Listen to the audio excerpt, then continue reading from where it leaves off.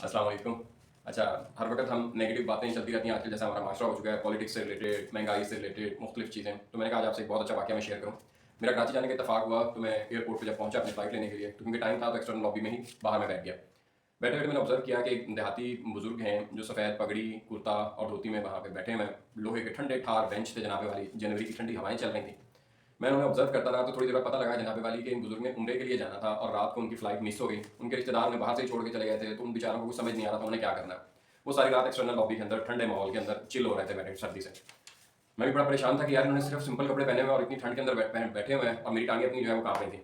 अच्छा, फिर मैंने देखा कि 2 लड़के थे, उनमें से एक ने शॉल दी उन बुज़ुर्गों को, जो सारी रात से उनके साथ थे और उनकी परेशानी को देख रहे थे कि अब ये बुज़ुर्ग क्या करेंगे।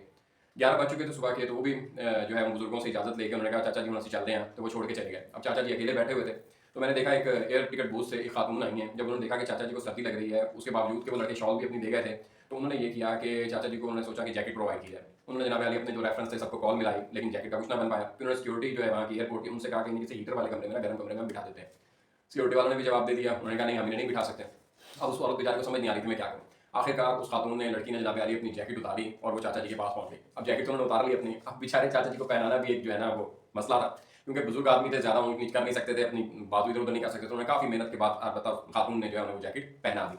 पहनाने के बाद उन्होंने कहा चाचा जी तुम इत्थे बैठो। उस बेचारे खातून जो है वो गई, गरम गरम चाय उनके लिए बना के लाई।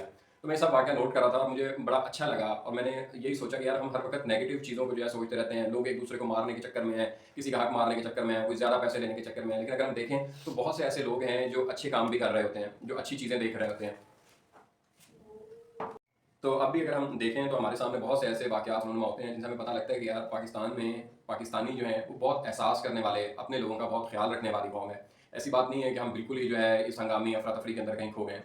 तो मैंने बस मेरी फ़्लाइट का टाइम हो रहा था, मैंने दिल में उस खातून को जो है बहुत ज़्यादा एप्रिशिएट किया, सैल्यूट किया और मैं अपनी फ़्लाइट पे चल पड़ा। Thank you very much.